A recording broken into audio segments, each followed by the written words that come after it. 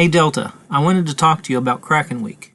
Do you have any ideas for what we can put in an ocean-themed video? Not a bad idea. I like that one too. Anything else?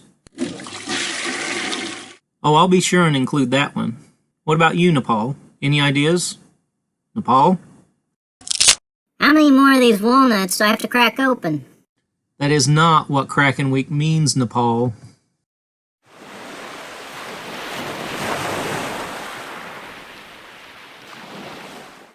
Good morning, everyone, and welcome to Kraken Week 2024, a tabletop role-playing game community event created by Jenny D and Pointy Hat that focuses on oceanic and underwater-themed videos for various RPGs.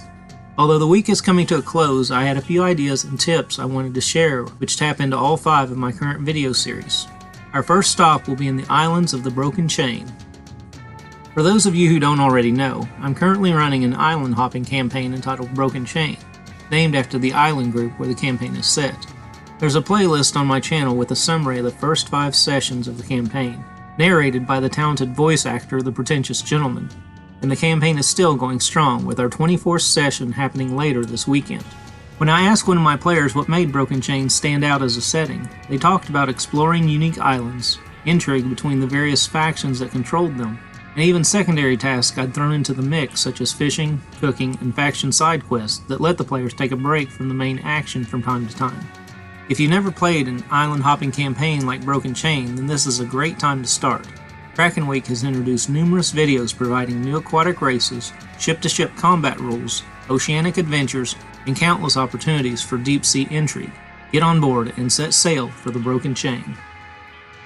One of the locations that my players visited in the Broken Chain was the merfolk village of Staghorn, named for the Staghorn coral from which many of the undersea buildings in the village were built. Staghorn is led by a merfolk named Sinularia, a wise elder and healer to the other merfolk. She is aided by her husband Zoanthar, who is in charge of the village's warriors who protect it from outside threats. Another individual the players met in Staghorn was Shrimp, an absent-minded merfolk child who enjoys giving simple gifts to visitors. Just outside the village of Staghorn is a deep-sea trench known as the Azure Rift. At the base of the rift is a pool of healing water that can only be accessed through certain rituals, but which imbues the village with its benevolent power. Anyone who can breathe underwater and takes a long rest in Staghorn benefits from this healing magic, allowing them to cast Healing Word once over the next 24 hours. The Azure Rift is also home to other undersea denizens and can be the perfect site for an adventure unto itself. But if you need more adventure ideas, check out Stephanie Plays Games video detailing 5 aquatic adventure hooks. As leader of the merfolk village, Sinularia is also gifted with travel magic. As a reward to any who aid the village, Sinularia can create a whirlpool that will whisk them from Staghorn to any other location in the Broken Chain, cutting as much as a day's time off their journey. For those of you who may want to play a merfolk from Staghorn, Jenny D and her guest Pointy Hat made a video featuring 3 unique merfolk sub-races for use in D&D 5th edition. You can find a link to their video in the description below. Traditional sailing and water magic aren't the only ways to get around in the Broken Chain. Inventive dwarves and gnomes on the islands utilize steam power and have created a variety of vessels for traveling above and below the waves. Steam-powered paddle wheel ships frequent the islands along with a handful of single-occupant mini-submarines used for undersea salvage operations. But one of the greatest ocean vessels my party encountered during their travels was the Leviathan, a massive fish-shaped submarine easily capable of sinking other ships on the ocean. However, while the party was chasing the Leviathan, it was attacked by a young Kraken and crashed near the village of Staghorn. Here's a 5-room dungeon set within the Leviathan and based on my party's encounter with the gigantic undersea ship. The recent wreckage of the submarine can be spotted from the surface. If the party has the means to breathe underwater, they may wish to investigate, especially if they were tracking the vessel. Getting inside isn't difficult as there is a gash in the hull near the rear of the ship, but perceptive explorers may notice a hatch closer to the front that allows access to the interior of the ship. Once inside, your group will see flashing red lights and hear alarms blaring. The damaged ship has been abandoned by its crew and will soon self-destruct. They'll have a limited amount of time to search the ship for valuables or information, depending on why they're here in the first place. Entering through the hatch gives them an extra round to search. Getting to the next section of the ship requires passing through a locked door controlled by a series of levers. One lever balances the pressure on both sides of the door and must be pulled first, while a second lever unlocks it if the pressure is balanced. A third lever operates another nearby system but has no effect on the door. Too many attempts to open this door will cost the adventurers another round. Once through the door, the group will discover the main control panel for the ship with an obvious switch to disable the self-destruct. However, water flooding into the submarine from the damaged hull has short-circuited the switch. Activating it will jump the countdown ahead, costing the party another round of searching. The final 2 rooms of this 5-room dungeon can be switched, allowing the party an opportunity to search for whatever treasure or information you have in mind before the climax, escaping the submarine before it explodes. This can be accomplished with a few acrobatics or athletics checks to get back through the flooding vessel, with exceptional checks allowing a party member to cover extra distance. Other options for escape include aquatic wild shape or teleportation magic, but anyone caught in the blast will suffer damage equal to a fireball or greater, as well as the risk of getting buried by debris on the seafloor. Good luck! The PCs in Broken Chain have various ways to deal with traveling beneath the waves. One is a sea elf who can breathe underwater, another is a tiefling druid who can wild shape into aquatic creatures, and the third is a warforged who doesn't need to breathe. But they have come across other surface dwellers in the islands who have come up with unique items to handle being underwater for extended periods, namely the aforementioned dwarves and gnomes. On the party's return trip to the Leviathan, they came across a salvage crew of divers and mini-subs. Either of these 2 items provides a non-magical way to adventure underwater. The diving suit is a gnomish contraption that allows a character to breathe for up to an hour before needing 15 minutes to recharge in fresh air. In combat, the suit functions as scale mail, but if the wearer is subject to a critical hit, then the suit cannot properly recharge until it has been repaired. Mini-subs are water vehicles that can hold a single character. The pilot of these vehicles can safely travel underwater and use the sub's mechanical arms to manipulate objects or engage in combat. Some models are even equipped with small torpedoes to defend the pilot from attack or damage enemy vessels.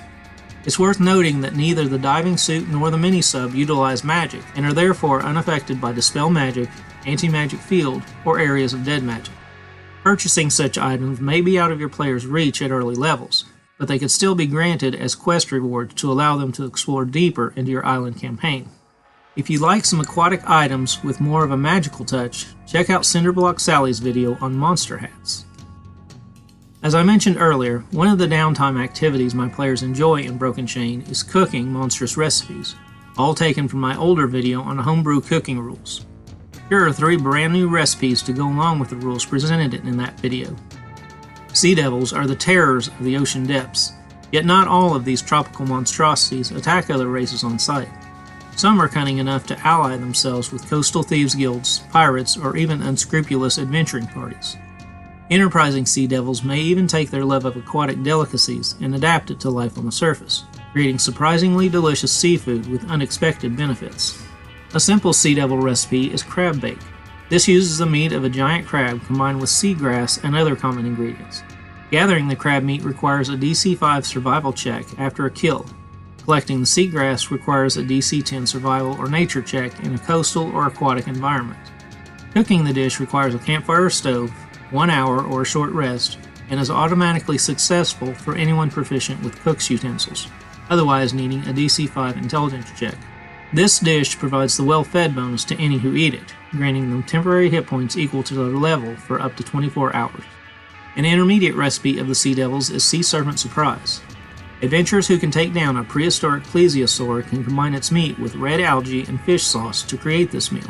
Gathering plesiosaur meat requires a DC 10 survival check, while collecting red algae from the coast or sea requires a DC 10 survival or nature check.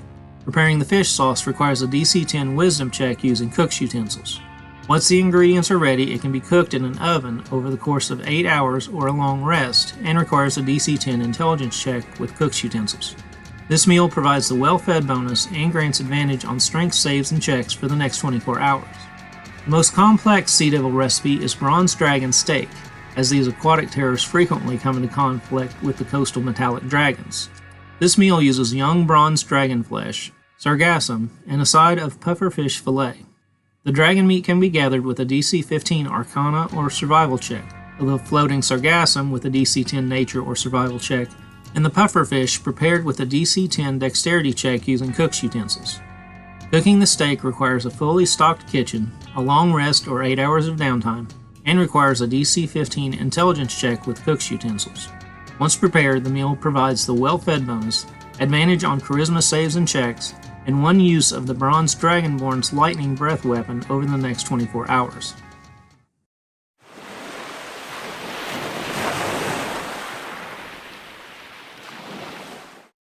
That does it for this video. I hope you enjoyed Kraken Week 2024 and all the aquatic content the creators have brought to the rest of the TTRPG community. Be sure to check out the playlist in the description below for more Kraken Week videos, and I hope to see you all again for this event next year. Until next time, I'm David Watches. I'm the Paul Man Diaz. And thanks for watching. Special thanks to my longtime friend Bill Batchelor for creating the logo for this channel, and to Dylan Smith for the character art used in this and other videos. I couldn't have done it without them. For more gaming tips, check out these hot videos.